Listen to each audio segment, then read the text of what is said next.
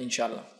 کسی نے ایک سوال کیا کہ ہمارے یہاں بڑے بھائی کی بیوی اس کے دیور کے سامنے مذاق کرتی ہے، اچھا کھیلتی ہے، اور اس کے شوہر سے زیادہ خیال کرتی ہے اور کوئی منع بھی نہیں کرتا، اور چاروں بھی ایک ساتھ رہتے ہیں اور سب کا حال یہ ہے۔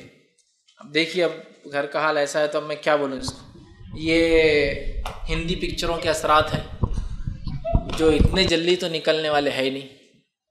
بھابھی ماں سمان ہوتی ہے تو دیور وہیں چٹکا ہوا رہتا بھابھی کو دن رات۔ پکچروں کے اثر ہے، سارے پکچر کے اندر ایک بڑا بھائی رہتا، ہیرو چھوٹا بھائی رہتا، کبھی وہ بڑا نہیں رہتا، چھوٹا بھائی رہتا، پھر بھابھی ماں سمان گھر میں آ جاتی، پھر اکثر ہیرو کی ماں مری بھی رہتی تو بھابھی آ کر پالتی، پھر بھابھی ڈھونڈ کے لڑکی لاتی اس کے لیے، تو وہ سارے ریلیشن شپ دیکھ کر وہی ڈیولپمنٹ ہمارے گھروں میں ہوتا، تو بھابھی ماں سمان رہتی۔ اور آپ بول رہے کہ بھابھی سے پردہ، یہ تھوڑی ہمارے تھوڑی بھائی کی نیت گندی ہے، ہماری تھوڑی نظریں وہ ہے، ہمارا فلاں ہے۔ تو یاد رکھیں کہ پردے کے احکامات دنیا کی سب سے اچھی عورتوں کو آئے تھے کہ وہ سب سے اچھے مردوں سے پردہ کرے، صحابہ اور صحابیات۔ بلکہ اللہ نے تو امہات المومنین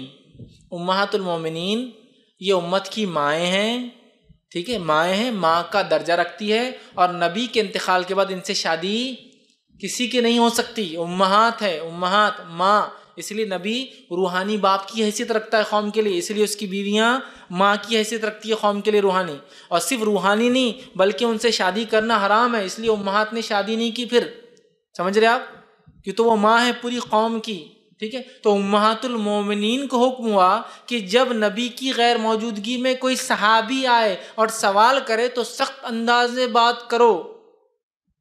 تو سب سے اچھی عورتوں کو، عورتوں میں سب سے اچھی عورتوں کو نبی کی بیویاں، اور نبی کی بیویاں اللہ کی طرف سے چنندہ ہوتی ہے، پاک دامن عورتیں ہوتی ہیں۔ نبی کی بیوی کافر تو ہوئی لیکن بدچلن نہیں ہوئی کسی نبی کی بیوی، یاد رکھیے پاک دامن عورتیں ہی ہوتی ہے وہ۔ تو نبی کی بیویاں جن سے شادی، ان کو حکم آیا کہ تم صحابہ سے احتیاط کرو بات کرنے میں، ورنہ کسی کے دل میں اگر مرض ہو تو وہ بڑھ جائیں گا اسے نرم آواز سے تمہاری۔ تو امہات سخت بات کیا کرتی تھی۔ تو اب آپ بول رہے ایک بھابھی ہے، اس کا دیور ہے، وہ مذاق کرتے اور کھیلتے، سب یہ پکچروں کا نتیجہ ہے، پکچروں کا نتیجہ ہے۔ بھابھی کو دیور چھیڑ رہا، بھابھی گود میں اٹھا لے رہا، خوش ہو رہا تو بھابھی کو لپٹ جا رہا، یہ سب کیا ہے؟ یہ سب فالتو باتیں ہیں، یہ پکچروں کے اثرات ہیں، اور یہ جان ہی رہے سماج سے ہمارے بہت نظر آ رہے۔ اور آج کل کی دنیا میں تو ریلیشن شپ بلڈنگ ایک عجیب ہی سسٹم چل رہا، تعلقات بنا رہے، سب سے تعلقات ہی بنا رہے لوگ، اچھے تعلقات سب سے ہونا، بھابھی سے بھی اچھے تعلقات، بھیا سے بھی اچھے تعلقات، اپنی سالیوں سے تو اور اچھے تعلقات، بیوی زیادہ اچھے تعلقات سالیوں سے، ٹھیک۔ یہ سب کیا ہے؟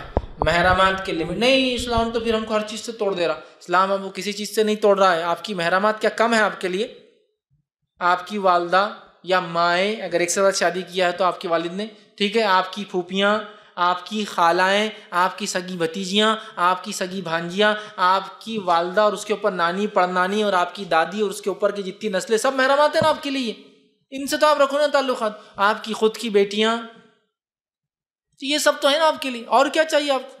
یہ سب شیطانی ہیلے راستے ہیں۔ میں کہتا ہوں اس کے بہت زیادہ سنگین نتائج آتے ہیں، چاہے آپ کی نظریں کتنی بھی پاک ہو، شیطان نے آپ کو کہیں نہ کہیں ایسی چوٹ دینا ہے جو نہ سمجھ میں آئیں گی، اور گناہ ہونے کے بعد پھر نادم ہونے کا موقع بھی کبھی کبھار وہ نہیں دیتا ہے، اور وہاں بھی بہکا کے آپ کو ڈپریس کر کے کوئی اور کرائم اور گناہ کرواتا ہے۔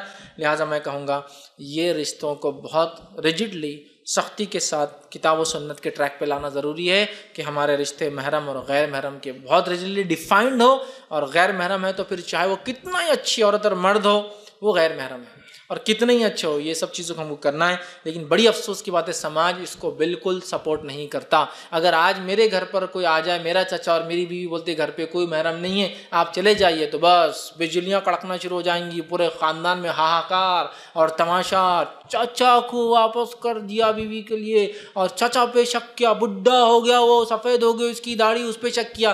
کسی نے بھی شک نہیں کیا۔ شریعت کا حکم ہے، ماننا ہے تو مانو، توڑنا ہے تو توڑو، نقصان آپ کا ہے اور ہمارا ہے، کیا کرنا ہے کرو۔ شریعت سب سے پاکیزہ ہے، انسانی فطرت کے مطابق ہے، وہ جانتی ہے کیا کرنا اور نہیں کرنا ہے، وہ ہم کو ہماری نفس سے زیادہ اچھا جانتی ہے۔ ہماری فطرت سے زیادہ ہماری فطرت کو پہچانتی ہے. جو چیز ہم نے نہیں جانی ہمارا رب ہم کو جانتا ہے. وہ کہہ رہا ہے کہ دیکھو یہ طریقہ ہے پاکیزگی کا کہ یہ رشتوں میں رہو اور یہ رشتوں کو دور رکھو.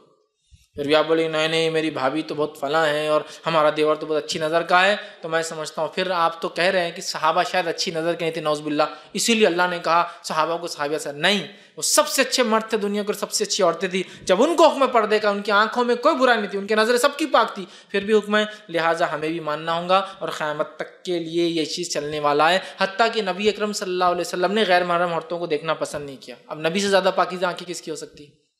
آپ کی سالی صاحبہ ایک مرتبہ جو ہے ایسے کپڑے پہن کے آگے جو پتلے تھے اور آپ کی عمر بڑھ چکی تھی، اب بالغ ہو چکی تھی، آپ نے کہا چہرہ پھیر کے جب لڑکی بالغ ہو جاتی ہے، جب لڑکی بالغ ہو جاتی ہے تو وہ جو ہے اپنے جو ہے اس کو مکمل جسم کو ڈھانکنا ضروری ہے، اور پتلے کپڑے پہننے سے آپ نے ان کو منع کیا اور کہا ایسی حالت میں پھر وہ کسی کے سامنے نہ. تو اپنی سالی صاحبہ سے آپ نے منہ پھیر لیا.